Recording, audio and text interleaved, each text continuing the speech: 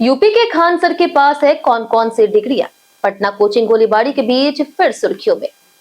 पटना की गलियों से शुरू हुआ एक नाम आज देश भर की करोड़ों छात्रों की जुबान पर है। फैजल खान, जिन्हें पूरी दुनिया खान सर के नाम से जानती है, सिर्फ एक शिक्षक नहीं बल्कि एक ऐसा डिजिटल एजुकेशन ब्रांड बन चुके हैं जिसने प्रतियोगी परीक्षाओं की तैयारी करने के तरीकों को ही बदल दिया। हाल ही में उनके कोचिंग सेंटर के बाहर हुई फायरिंग की घटना ने एक बार फिर उन्हें सुर्खियों में ला दिया। इस घटना से जुड़ा एक नया वीडियो सामने आने के बाद मामला और भी चर्चा में आ गया।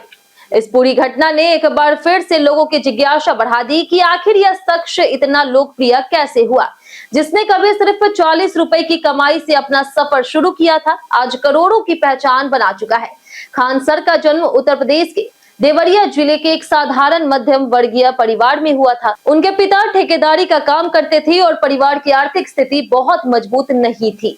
बचपन से ही उन्हें संसाधनों की कमी के बावजूद पढ़ाई में रुचि थी। परिवार में अनुशासन और मेहनत का माहौल था, जिसने उनके व्यक्तित्व को गढ़ने में बड़ी भूमिका निभाई। यहीं से खान सर का असली शैक्षणिक सफर शुरू हुआ। उपलब्ध जानकारी और विभिन्न रिपोर्ट्स के अनुसार उन्होंने उच्च शिक्षा के लिए प्रयागराज विश्वविद्यालय का चयन किया।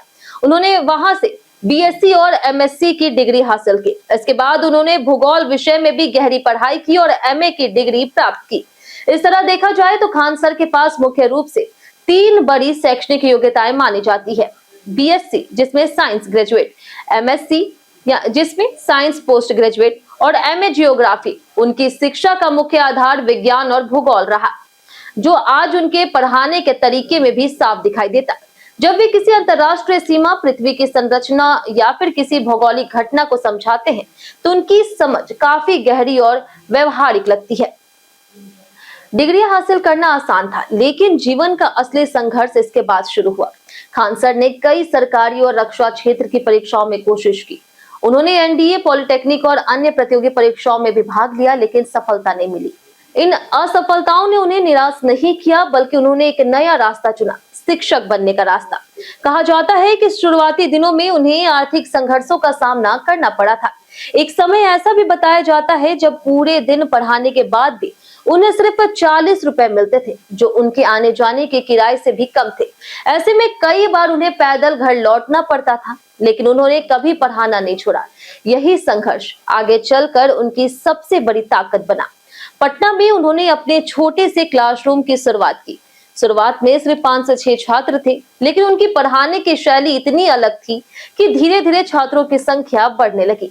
वे कठिन विषयों को आसान भाषा, मजेदार उदाहरणों और देसी अंदाज में समझाते थे। यही कारण था कि छात्र उनसे जुड़ते चले गए। उनका क्लासरूम सिर्फ पढ़ाई का केंद्र नहीं रहा, बल्कि एक ऐसा स्थान बन गया जहां छात्र विषय को समझते भी थे और सीखने का आनंद भी लेते थे। समय के साथ उनकी लोकप्रियता बढ़ती गई, लेकिन असली बदलाव आया लॉकडाउन के दौरान।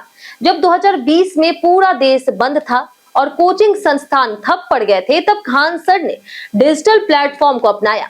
उन्होंने अपना YouTube channel Khan GS research centre शुरू किया। यह कदम उनके जीवन का सबसे बड़ा टर्निंग पॉइंट साबित हुआ। लॉकडाउन में जब लाखों छात्र घरों में थे और पढ़ाई के साधन सीमित थे, तब उनके वीडियो तेजी से वायरल होने लगे। उनकी सबसे बड़ी ताकत थी उनकी सरल भाषा और हास्य शैली। वे राजनीति, इतिहास, भूगोल, विज्ञान और करंट अफेयर जैसे कठिन विषयों को ऐसे समझाते थे जैसे कोई कहानी सुना रहा हो। यही वजह थी कि गांव, छोटे शहर और हिंदी माध्यम के छात्र उनसे तुरंत जुड़ गए। कुछ ही समय में उनका YouTube चैनल लाखों से करोड़ों सब्सक्राइबर तक पहुंच गया। आज उनके चैनल पर 40 मिलियन से ज्यादा सब्सक्राइबर बताए जाते हैं, जो उन्हें भारत के सबसे बड़े एजुकेटर यूट्यूबर्स में शामिल करता है। लॉकडाउन के बाद उनकी लोकप्रियता केवल YouTube तक सीमित नहीं रही। उन्होंने खान जीएस रिसर्च सेंटर और खान ग्लोबल स्टडीज जैसे ऑफलाइन और ऑनलाइन प्लेटफॉर्म्स भी विकसित किए। पटना में उनका बड़ा कोचिंग नेटवर्क तैयार हुआ, जहां हजारों छात्र एक साथ पढ़ाई करते हैं। इसके अलावा उन्होंने डिजिटल ऐप भी लॉन्च किया, जिससे देश भर के छात्र जुड़ सके। खान सर की पहचान सिर्फ एक शिक्षक की नहीं रही, बल्कि एक ब्रांड बन गया। उनकी खासियत ये है कि वे कठिन से कठिन विषय को बेहद आसान तरीके से समझा देते हैं। उदाहरण के तौर पर वे अंतर्राष्ट्रीय मुद्दों, संविधान या फिर विज्ञान के सिद्धांतों को रोजमर्रा की जिंदगी से जोड़ करके समझाते हैं। यही कारण है कि उनके छात्र उन्हें सर नहीं, भाई जैसा शिक्षक मानते हैं। हालांकि उनकी यात्रा विवादों से भी अछूती नहीं रही। समय समय पर उनके नाम को लेकर के सोशल मीडिया पर चर्चाएं और बहसें होती रही। हाल ही में पटना स्थित उनके कोचिंग सेंटर के बाहर हुई एक घटना ने भी उन्हें फिर से सुर्खियों में ला दिया, जिसमें सुरक्षा और जांच से जुड़े पहलुओं पर पुलिस ने कार्रवाई की, लेकिन इसके बावजूद उनकी लोकप्रियता पर कोई बड़ा असर नहीं पड़ा। आज खान सर की कुल संपत्ति को लेकर के अलग अलग अनुमान लगाए जाते हैं, जो कुछ करोड़ों से लेकर के कई करोड़ तक बताई जाती है, लेकिन उनके लिए असली पहचान पैसा नहीं बल्कि वह प्रभाव है जो उन्होंने लाखों छात्रों की जिंदगी पर डाला। उनकी कहानी एक साधारण लड़के से लेकर के भारत के सबसे प्रभावशाली शिक्षकों में शामिल होने तक की संघर्ष, असफलता, मेहनत और डिजिटल क्रांति, इन सब ने मिलकर खान सर को वह पहचान दी जिसे आज पूरा देश जानता है। खास करके लॉकडाउन के दौरान उन्होंने साबित किया कि अगर शिक्षा को सही तरीके से डिजिटल प्लेटफॉर्म पर लाया जाए तो वह सीमाओं को पार कर सकती है।